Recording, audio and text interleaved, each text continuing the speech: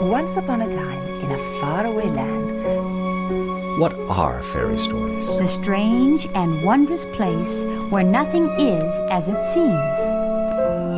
Magic mirror on the wall. Who is the fairest? Fairy is a perilous land. Before she found herself falling down what seemed to be a very deep It well. is the place you visit A world in your of dreams. myth and magic. when the clock began to The chime evening midnight, star sailed down through the A sky. mysterious voice began calling to the sad She princess. pricked her finger with her needle. 3 drops of blood fell on the In a small trance, white she finger. followed the haunting And peered sound into of the the hollow winding tree. stairway to the top of the You tower. can read along with me in your book.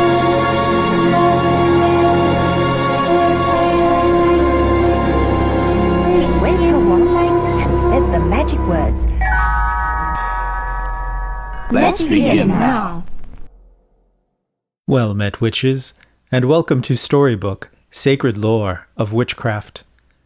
We've gathered this evening to hear a piece of sacred lore, The Tinder Box, by Hans Christian Andersen.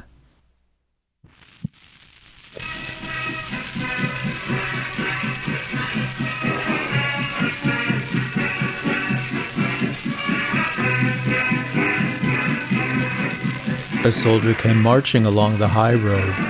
Left, right, left, right. He had his knapsack on his back and a sword at his side. He had been to the wars, and now he was returning home. As he walked on, he met a very frightful-looking old witch in the road. Her bottom lip hung quite down on her breast. And she stopped and said, "Good evening, soldier. You have a very fine sword and a large knapsack. Aren't you a true soldier? You shall have as much money as you like." "Thank you, old witch," said the soldier. "Do you see that large tree?" said the witch, pointing to a tree which stood beside them. "Well, it's quite hollow inside, and you must climb up to the top, when you will see a hole through which you can let yourself down into the tree a great depth. I will tie a rope around your body so that I can pull you up again when you call out to me." "But what am I to do down there in the tree?" asked the soldier. "Get money," she replied. "For you must know that when you reach the ground under the tree, you will find yourself in a large hall, lit up by 300 lamps. You will then see 3 doors, which can be easily opened, for the keys are in the locks. On entering the first of the chambers to which the doors lead, you will see a large chest standing in the middle of the floor, and upon it a dog seated, with a pair of eyes as large as teacups. But you need not be afraid of him. I will give you my blue checkered apron, which you must spread upon the floor, and then boldly seize a hold of the dog and place him on it. You can then open the chest and take from it as many pence as you please. They are only copper pence, but if you would rather have silver money, you must go into the second chamber. Here you will find another dog, with eyes as big as mill wheels. But do not let that trouble you. Place him upon my apron, and then take what money you please. If, however, you like gold best, enter the third chamber, where there is another chest full of it. The dog who sits on this chest is very dreadful. His eyes are as round as a tower. But do not mind him. If he is also placed upon my apron, he cannot hurt you, and you may take from the chest what gold you will." "That is not a bad story," said the soldier. "But what am I to give you, old witch? For of course you do not mean to tell me all of this for nothing." "No," said the witch, "but I do not ask for a single penny.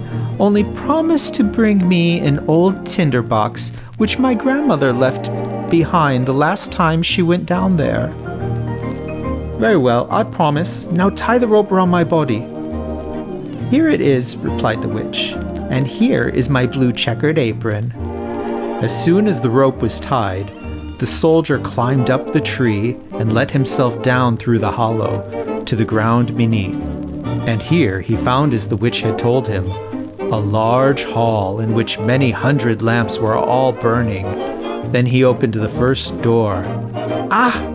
There sat the dog, with eyes as large as teacups, staring at him. "You're a pretty fellow," said the soldier, seizing him and placing him on the witch's apron.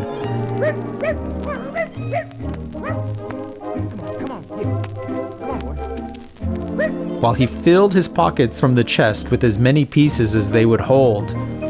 Then he closed the lid, seated the dog upon it again, and walked into another chamber. And sure enough, there sat the dog with eyes as big as mill wheels.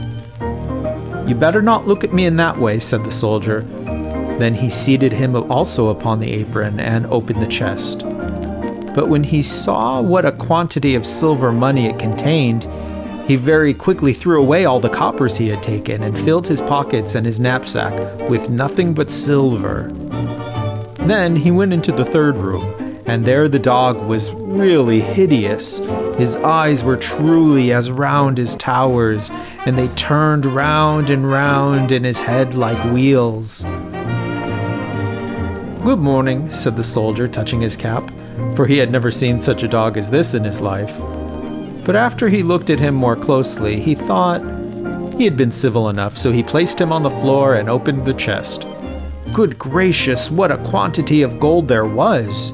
Enough to buy all the sugar sticks of the sweet stuff women, all the tin soldiers, whips, and rocking horses in the world, or even the whole town itself. There was indeed an immense quantity. So the soldier now threw away all the silver money he had taken, and filled his pockets and his knapsack with gold instead. And not only his pockets and his knapsack, but even his cap and boots, so he could scarcely walk. He was really rich now, so he replaced the dog on the chest, closed the door, and called up through the tree, "Now pull me up, you old witch!" "Have you got the tinder box?" asked the witch. "No, I declare, I quite forgot it." So he went back and fetched the tinder box. And then the witch drew him up out of the tree, and he stood again in the high road, with his pockets, his knapsack, his cap, and boots full of gold. "What are you going to do with that tinder box?" asked the soldier. "That is nothing to you," replied the witch. "You have money, now give me the tinder box." "I tell you what," said the soldier, "if you do not tell me what you're going to do with it, I'll draw my sword and cut off your head." "No," said the witch. The soldier immediately cut off her head, and there she lay on the ground. Then he tied up all his money in her apron and slung it on his back like a bundle, put the tinder box in his pocket, and walked off to the nearest town. It was a very nice town, and he put up in the best inn and ordered dinner of all his favorite dishes, for now he was rich. He had plenty of money. The servant who cleaned his boots thought they certainly were a shabby pair to be worn by such a rich gentleman, for he had not yet bought new ones. The next day, however, he procured some good clothes and proper boots, so that our soldier soon became known as a fine gentleman, and people visited him and told him all the wonders that were to be seen in the town, and of the king's beautiful daughter, the princess. "Where can I see her?" asked the soldier. "Oh, she's not to be seen at all," they said. "She lives in a large copper castle surrounded by walls and towers. No one but the king himself can pass in or out, for there has been a prophecy that she will marry a common soldier, and the king cannot bear to think of such a marriage." "I should like very much to see her," thought the soldier, but he could not obtain permission to do so. However, he passed a very pleasant time, went to the theater, drove in the king's garden, and gave a great deal of money to the poor, which was very good of him. He remembered what it had been in olden times to be without a shilling, and now he was rich, had fine clothes and many friends, who all declared he was a fine fellow and a real gentleman. And all of this gratified him exceedingly. But his money would not last forever, and as he spent and gave away a great deal daily, and received none, he found himself at last with only 2 shillings left. so he was obliged to leave his elegant rooms and live in a little garret under the roof, where he had to clean his own boots and even mend them with a large needle. None of his friends came to see him. There were too many stairs to mount up. One dark evening, he had not even a penny to buy a candle. Then all at once he remembered that there was a piece of candlestick in that tinder box, which he had brought from the old tree, into which the witch had helped him. He found the tinder box, but no sooner had he struck a few sparks from the flint and steel than the door flew open, and the dog with eyes as big as teacups, whom he had seen while down in the tree, stood before him and said, "What orders, master?" "Hello," said the soldier. "Well, this is a pleasant tinder box if it brings me all I wish for." "Bring me some money," he said to the dog. He was gone in a moment and presently returned carrying a large bag of copper in his mouth. The soldier very soon discovered after this the value of the tinder box. If he struck the flint once, the dog who sat on the chest of copper money made his appearance. If twice, the dog came from the chest of silver. And if 3 times, the dog with eyes like towers who watched over the gold. The soldier had now plenty of money. He returned to his elegant rooms and reappeared in his fine clothes, so that his friends knew him again directly and made as much of him as before.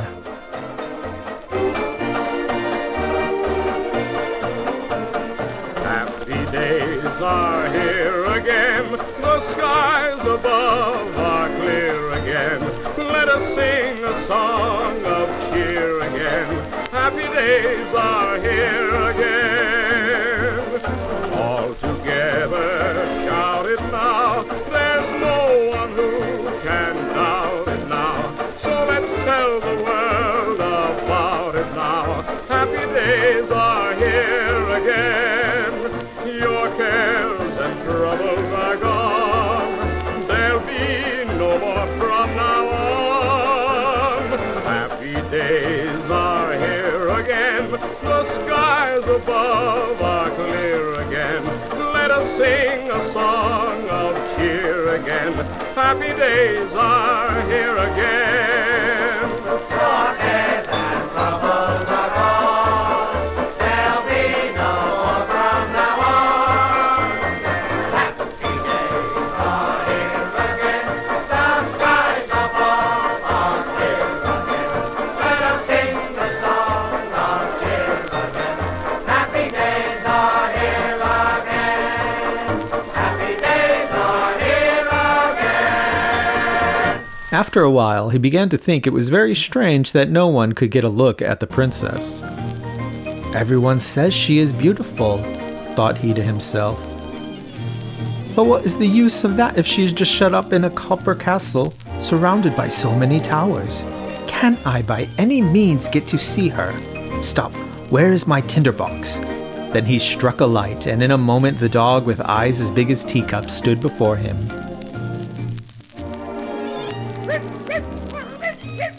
"It is midnight," said the soldier, "yet I should very much like to see the princess, if only for a moment."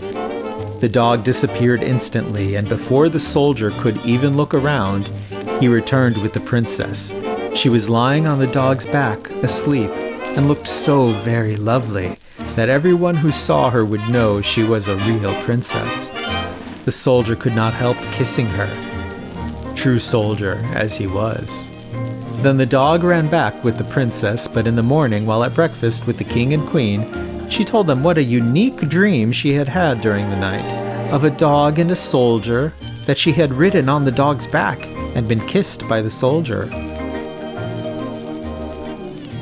"That is a very pretty story indeed," said the queen. So the next night one of the old ladies of the court was set to watch by the princess's bed to discover whether it really was a dream or what else it might be. The soldier longed very much to see the princess once more, so he sent for the dog again in the night to fetch her, and to run with her as fast as he could. But the old lady put on water boots and ran after him as quickly as he did, and found that he carried the princess into a large house. She thought it would help her to remember the place if she made a large cross on the door with a piece of chalk. Then she went home to bed, and the dog presently returned with the princess.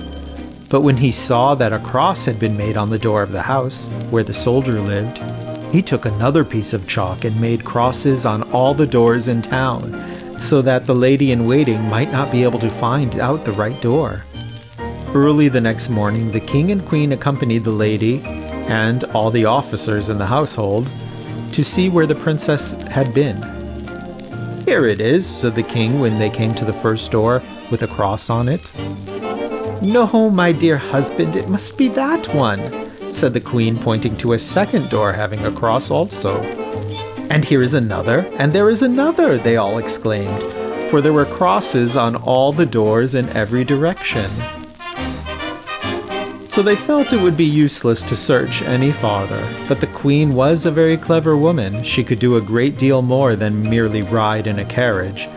She took her large gold scissors, cut a piece of silk into squares, and made a neat little bag.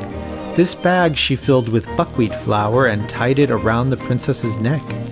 And then she cut a small hole in the bag so that flour might be scattered on the ground as the princess went along. During the night, the dog came and carried the princess on his back and ran with her to the soldier, who loved her very much and wished that he had been a prince so that he might have her for a wife. The dog did not observe how the flour ran out of the bag all the way from the castle wall to the soldier's house, and even up the window, where he climbed in with the princess. Therefore, in the morning, the king and queen found out where their daughter had been, and the soldier was taken up and put in prison. Oh, how dark and disagreeable it was as he sat there, and people said to him, "Tomorrow you will be hanged." It was not very pleasant news, and besides, he had left the tinderbox at the inn. In the morning, he could see through the iron grating of the little window how people were hastening out of town to see him hanged. He heard the drums beating and he saw the soldiers marching. Everyone ran out to look at them, and a shoemaker's boy with a leather apron and slippers on galloped by so fast that one of his slippers flew off and struck against the wall where the soldier sat, looking through the iron grating. "Hello, you shoemaker's boy! You do not need to be in such a hurry," cried the soldier to him. "There will be nothing to see till I come. But if you will run to the house where I have been living and bring me my tinderbox, you shall have 4 shillings. But you must put your best foot foremost." The shoemaker's boy liked the idea of getting the 4 shillings, so he ran very fast and fetched the tinderbox and gave it to the soldier. And now we shall see what happened. Outside the town, a large gibbet had been erected, round which stood the soldiers and several thousands of people. The king and queen sat on splendid thrones, opposite to the judges and the whole council. The soldier already stood on the ladder, but as they were about to place the rope around his neck, he said that an innocent request was often granted to a poor criminal before he suffered death. He wished very much to smoke a pipe, and it would be the last pipe he should ever smoke in the world. The king could not refuse this request.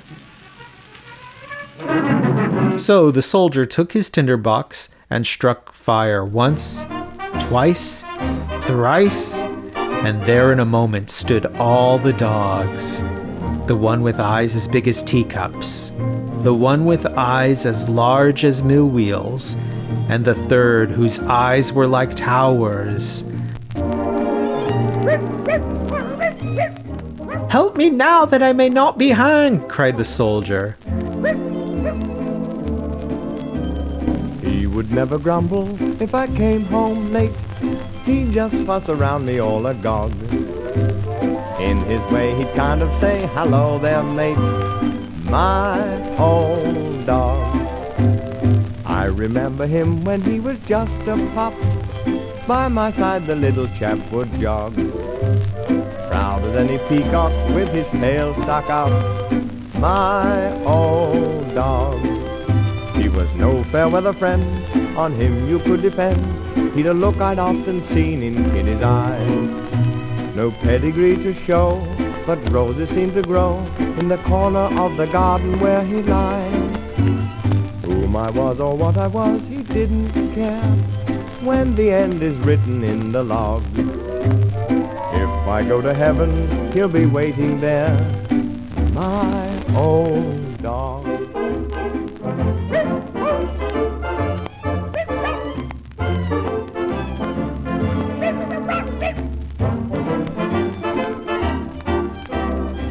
And the dogs fell upon the judges and all the counselors, seized one by the legs and another by a nose, and tossed them many feet in the air, so that they fell down and were dashed to pieces.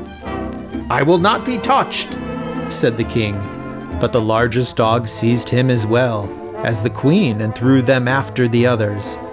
Then the soldier and all the people were afraid and cried, "Good soldier, you shall be our king, and you shall marry the beautiful princess." So they placed the soldier in the king's carriage, and the 3 dogs ran on in front and cried, "Hurrah!" And the little boys whistled through their fingers, and the soldiers presented arms.